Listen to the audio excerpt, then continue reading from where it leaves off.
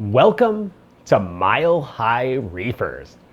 I'm Scott Anderson, and it may surprise you, but a lot of these corals in this tank, I didn't pay for.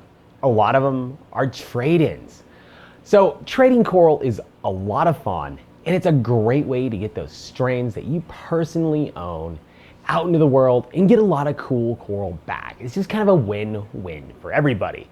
Well, I recently got to go to Reef Builders and trade coral. So today we're gonna look at what I traded and what I got. But before we do that, we're gonna go ahead and do a quick tank update, because last time we took a look at this tank, it was a little rough. I just put 60 to 80 gallons of fresh water in here and things were looking like they might crash. So let's go take about a 2-minute tank update and then we'll talk trading coral.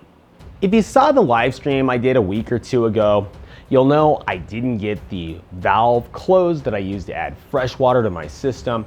I left it just barely cracked, and by my guess, 60 to 80 gallons of fresh water went to this tank, bringing my salinity down to 1.018. I freaked out, I added a ton of salt, I got my salinity back up, and honestly, things are looking pretty good. I did lose a few corals. So downstairs in the frag tanks, I lost some frags. The big Acropora died. I lost a little brain coral that was over here. So here you can see the Palauistrea, the top of it, it's stripped a little bit, but it stopped and it's looking okay. It should fully recover. The green encrusting Acropora next to it, same kind of deal. Stylophora, one of the toughest SPS around, stripped to almost nothing. This was full on ST or RTN that turned to STN. This thing I thought was gonna die, but it held on. Worst affected has to be this big Monty cap up here. It's still stripping. I'm just leaving everything alone. This started off as full on RTN. I broke a huge chunk of it off, hoping that I could stop the spread of the disease. When that didn't work, I've just let nature take its course. It's sad to watch this coral do this, but really, as long as I can keep one frag of it, I can regrow the colony. And after all this, I am starting to see some algae show through. This is kind of scary. I've had this tank taken over by algae before, so right now we're gonna monitor it. But with that much coral death, a lot of nutrients were put into the water. I don't think it's gonna be that big of a deal, but we'll have to see. All in all, I think the tank's looking pretty good. There's a little bit of algae, there's a big coral that's recessing.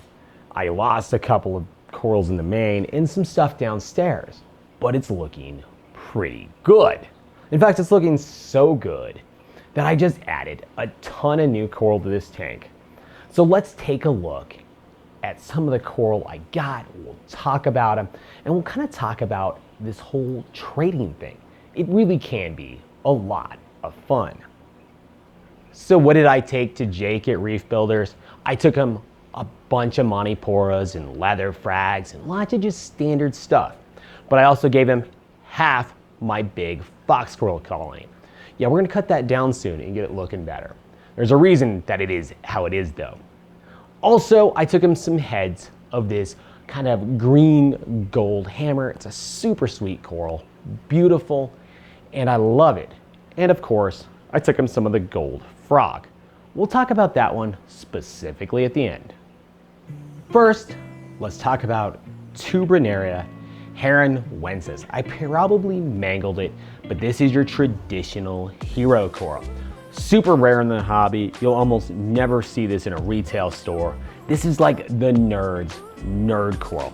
Super easy. Basically, it's like a branching pagoda. It's a Tubernaria that branches. I love it.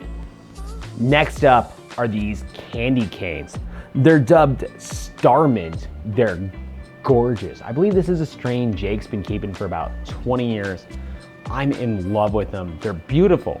I've had similar ones to this, but nothing ever quite this nice. These are pretty special. You guys know I love my Monties. One of the ones I got is this kind of pinkish orange digitata. I actually got a couple different strains of it. Absolutely beautiful, fun corals, and I can't wait to see how some branching Monties do in this tank. Speaking of crazy branching Monties, what we're looking at here is called Manila Spy for the red and Crystal Experiment for the green. They're not grafted, they're just growing together, but they're absolutely cool Montiporas. And I can't wait to see how these two grow out in this tank. Maybe the best coral for trading is Acropora. They're easy to cut, they're absolutely gorgeous, and it's really nice to talk to the previous owner of it to find out where it was placed, how it was living. I love trading Acropora. In fact, I don't own an Acropora that I've actually paid for. So from Jake, I got this really nice kind of pinkish purple acro. I've got it right on top of the tank in high flow, highlight, and it's absolutely loving life right there. In the back of the tank is Walt Disney. I'm gonna be doing some rescaping soon, so it'll be moving to a little more prominent position. Walt Disney is just kind of this yellow and green acro that kind of takes on some fun, crazy colors as it grows. And I'm interested to see how it does in my tank.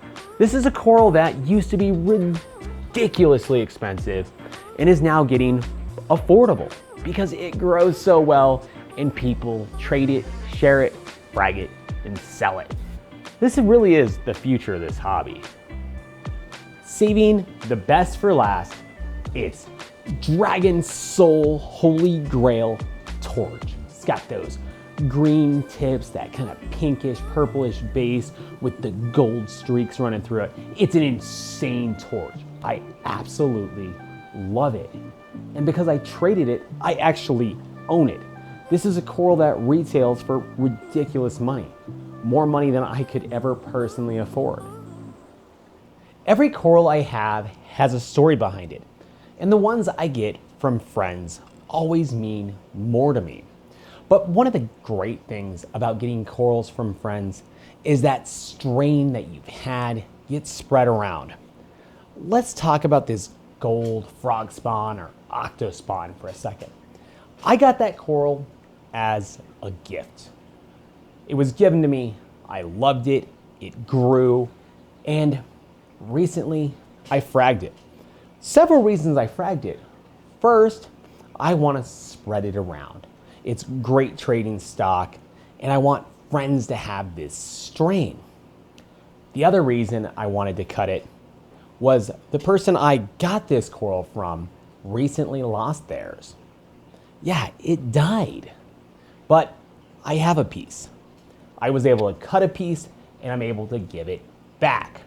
So it's a way to bank corals and help friends. So if somebody was generous enough to give me an amazing coral, I'm in a position where I can give a piece back. It's a really nice bonus of trading corals. This big Monty up here that's stripping, I really wish I would have given pieces of that to friends. So I could be calling them up like, hey, I killed it. You got some extras? It'd be real nice. But that one I never gave away. Trading corals is a ton of fun. It's a great way to increase your coral portfolio. Kind of get rid of some of that excess growth, share the wealth with your friends, and get a little of their wealth in return. You know, the stuff that's growing well and doing well. It allows you to kind of bank corals with friends. If something happens, you can always call them up and see if you can get a piece back. Trading corals is a fantastic way to go. And honestly, each one of these corals in my tank has a story behind it. And the ones that I've traded with friends mean so much more to me than the ones I've just gone out and purchased. So when you look at this tank, it's a tank full of corals, but it's also a tank full of memories. So thanks for watching this episode of Mile High Reefers. like, comment, subscribe. And remember, this hobby doesn't have to be about money. It can be about friends. Trade amongst yourself. It's great. See you on the next one.